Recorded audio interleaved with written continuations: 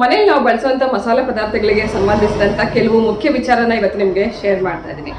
ನಮ್ಮ ಹತ್ರ ಸಾಕಷ್ಟು ಹೋಮ್ ಮೇಡ್ ಪದಾರ್ಥಗಳು ಸಿಗ್ತಾ ಇದೆ. ಈಗಾಗಲೇ ಸುಮಾರು ಜನ ಇದನ್ನ ಬಳಸಿ ತುಂಬಾ ರುಚಿಯಾಗಿದೆ ಅಂತ ಕೂಡ ಹೇಳ್ತಾ ಇದ್ದಾರೆ. ಕಾರಣ ನಾವು ಅಷ್ಟೇ ಫ್ರೆಶ್ ಆಗಿ ಇದನ್ನ ಮಾಡಿ ಕಳಿಸ್ತೀವಿ.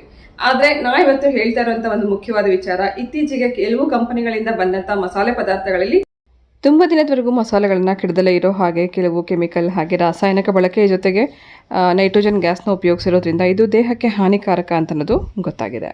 ಅದು MDH ಮತ್ತೆ ಎವರೆಸ್ಟ್ ಕಂಪನಿಯಿಂದ ಬಂದಂತ 2 ಮಸಾಲಾ ಪದಾರ್ಥಗಳಲ್ಲಿ ಈ ರಾಸಾಯನ ಬಳಕೆ ಆಗಿರೋದು ಗೊತ್ತಾಗಿದೆ. ಲ್ಯಾಬ್ ಟೆಸ್ಟ್ ಮೂಲಕ ಇದು ಪ್ರಕಟ ಆಗಿದೆ.